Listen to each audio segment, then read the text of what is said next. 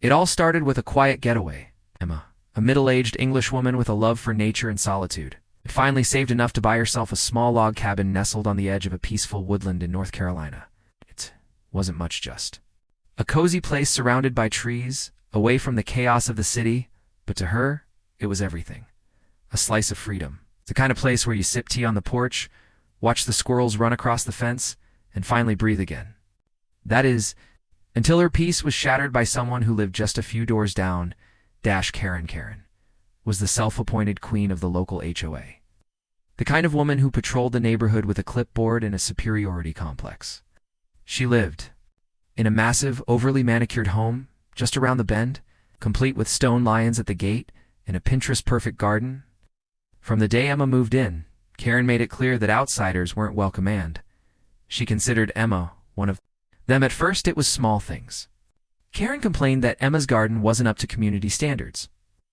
Even though Emma's property wasn't part of the HOA, then she left passive-aggressive notes about the color of Emma's shed door. Emma tried to stay polite, brushing it off as typical neighborhood nonsense. But everything changed the day Emma came up to her cabin and found her wooden fence her handmade. A large section was gone. And not because of a storm. When Emma asked around, it didn't take long to find out the truth. Karen had it cut down. Why? According to Karen, it was blocking access to what she claimed was a community path that didn't exist on any map. A path that just so happened to lead directly from Karen's backyard to a shortcut through Emma's land. Emma was furious, but she didn't scream. She didn't argue. She smiled, because what Karen didn't know was that Emma had just discovered something. Something sitting quietly at a county auction listing that no one else seemed to notice. A narrow strip of land just wide enough for a driveway located right at the edge of Karen's property line. And Emma? She had the winning bid. The strip of land was nothing fancy, just 6 feet wide and about 40 feet long. But its location made it gold. It ran right along the edge of Karen's pristine driveway, ending just before her flower beds. Most people would have overlooked it, thinking it belonged to Karen herself. But Emma had spent a lot of time digging through public property records. That's when she saw this forgotten slice listed under a tax-delinquent property auction. Somehow Karen had either missed a payment or never knew it wasn't technically hers. Either way, the county was ready to sell it to the highest bidder, but didn't hesitate. She drove down to the auction quietly, without telling a soul. The room was nearly empty. Just a few older folks sipping coffee and looking at farm plots. When the parcel came up, no one bid. Except Emma. She bought it for a few $100s less than what Karen probably spent on seasonal wreaths for her front door. Now she owned a sliver of land that Karen used every single day. Emma didn't rush into revenge. She wasn't that kind of woman. Instead, she waited. She watched. She walked past Karen's place now and then, acting as if nothing had changed. Even as her legal paperwork sat safely tucked inside her desk drawer. And every time Karen's SUV rolled down that driveway, Emma would sip her tea with a quiet smile. Meanwhile, Emma kept dealing with the HOA drama. Karen had filed a complaint about Emma's firewood stack, claiming it attracted wildlife. Then came the noise accusations, over birdsong of all things. Emma's cabin had become a target, and it was clear Karen was ramping things up. She even started spreading rumors on the local Facebook group, claiming Emma was ignoring community rules. Oh, never mind that Emma's cabin wasn't even technically inside the HOA boundary. But Emma wasn't alone. Other neighbors had started noticing Karen's behavior too. One even sent Emma screenshots from a thread Karen started on Pinterest, talking about preserving property values and uninvited aesthetics. It was clear Karen saw herself as some kind of social gatekeeper. But while Karen kept digging herself deeper with gossip and HOA threats, Emma had something much more powerful: legal ownership. What she planned to do with that narrow strip of land would shift the power completely. And the best part? Karen had absolutely no idea that her driveway, her access, her convenience, now belonged to the woman she tried to bully. Emma didn't make any sudden moves. She knew if she acted too quickly, Karen might catch on, so she played the long game. While Karen fussed about garden gnomes and firewood, Emma hired a local surveyor to come by the cabin on the surface to double-check her property line. But what Karen didn't know was that the same surveyor had also mapped out the little strip along her driveway. Emma now had markers placed thin, nearly invisible flags right where her new property began and ended. Legal, quiet, and unnoticed. But the tension was rising. One morning, Emma found a letter taped to her cabin door, another HOA warning. This time about her porch light being too bright for the rustic environment. It was ridiculous. Her bulb was no brighter than a fairy light. She could almost hear Karen typing out the complaint. It was probably between rounds of Pinterest browsing and her daily Facebook rants. Emma chuckled, but there was something darker brewing beneath the surface. One of the nearby residents, an older man named Richard, stopped by her cabin with a concerned look. He said he'd overheard Karen talking to someone about getting Emma removed from the neighborhood. According to him, Karen believed that if she created enough paper trail with the HOA, Emma would get fed up and sell. Richard even showed Emma screenshots from a Reddit post Karen had made, asking for creative legal advice on how to deal with non-compliant landowners. It was getting personal. Meanwhile, Emma began noticing small things. A tire mark. Deeper into her side yard than usual, garden ornament tipped over. Once, her cabin's gate was mysteriously left open, nothing serious but enough to feel like someone was trying to push her. She didn't have proof, but she had a feeling. Karen was testing her limits, slowly, quietly. Emma kept her cool. She started documenting everything. Photos, time-stamped notes, even security camera footage from a small camera she'd hidden on a tree near the gate. Not to post online, not to get revenge, but to stay ready, because Karen might have thought she was dealing with someone soft. Someone who'd just roll over and move away. But Emma had something Karen didn't. Patience. And a deed with Karen's precious driveway lined in black ink. All it would take was one move, one perfectly timed decision. Everything Karen thought she controlled would come crashing down. The tension finally reached its peak, one rainy Thursday afternoon.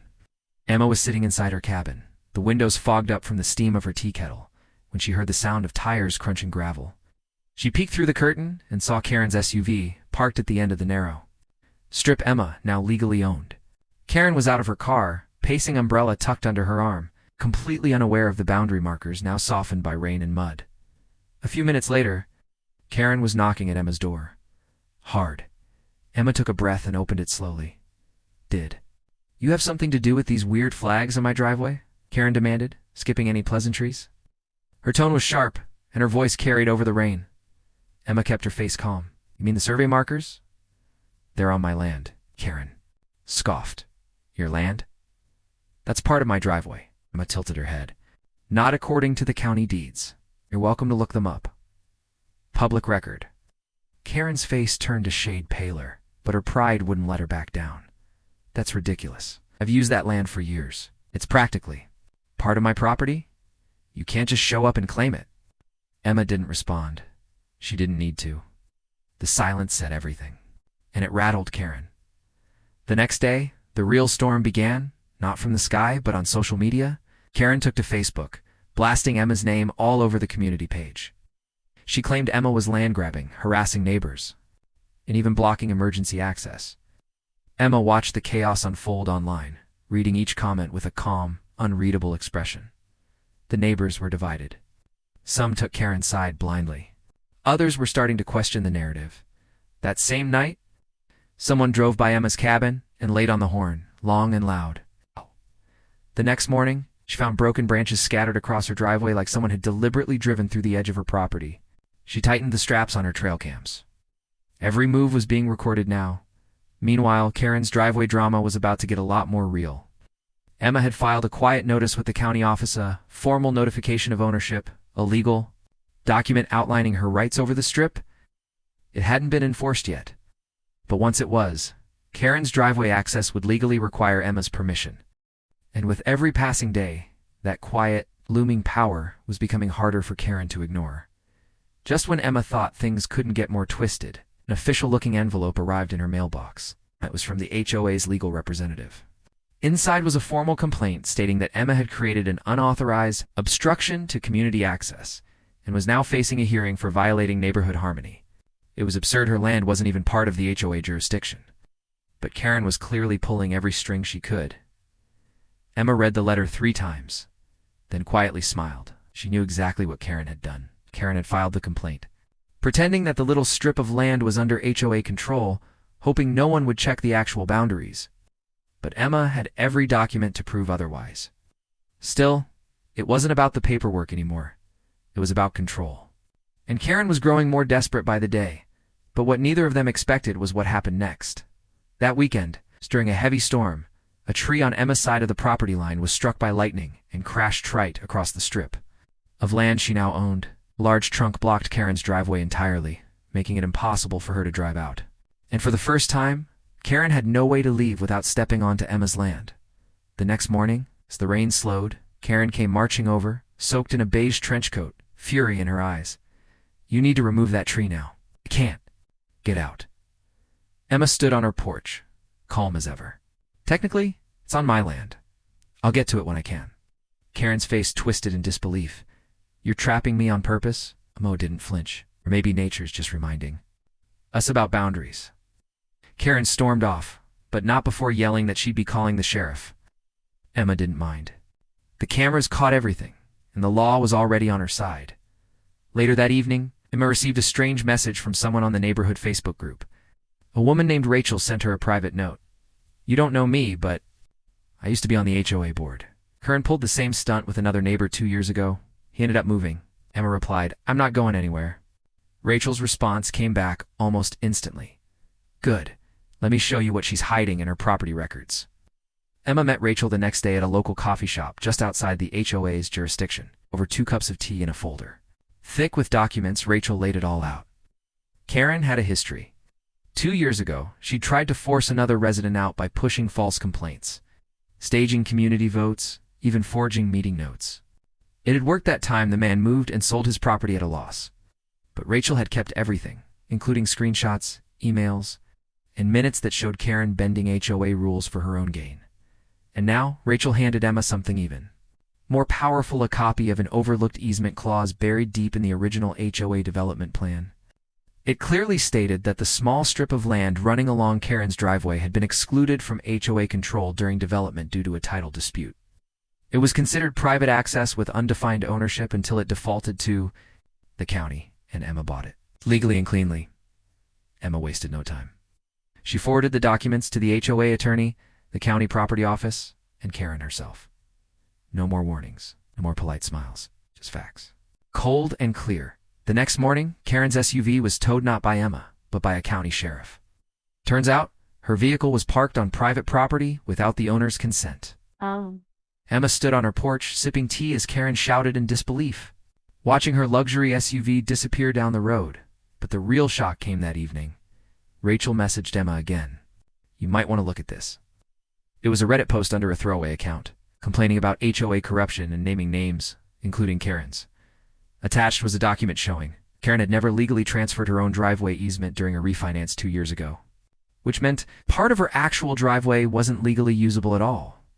Emma double-checked it with the county clerk. It was real. That weekend, Karen's house went dark.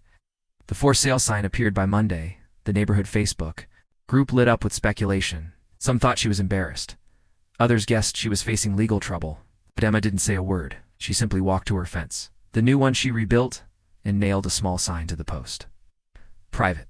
Drive. Access by permission only.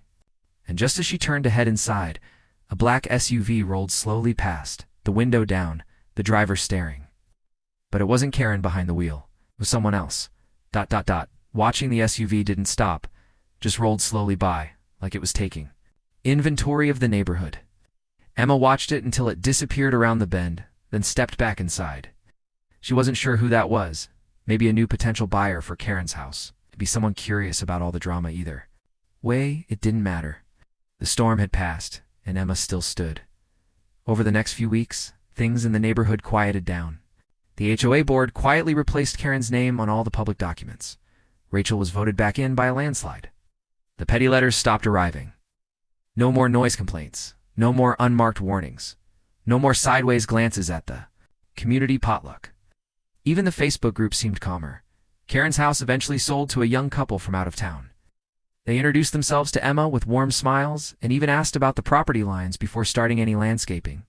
Emma welcomed them, and for the first time in months, her cabin felt like what it was meant to be, a peaceful escape, a place of her own. As for the narrow strip of land, Emma left it open but posted clear signage. Privately owned. No HOA jurisdiction. A quiet reminder to anyone who might think about pushing boundaries again. Her fence was repaired, stronger than before. She added a small solar light to the gate, the same one Karen once said was too bright for the rustic environment. Emma even planted a line of low shrubs along the edge, not to block anyone, but to mark what was hers. The land, the peace, the independence she'd earned every inch.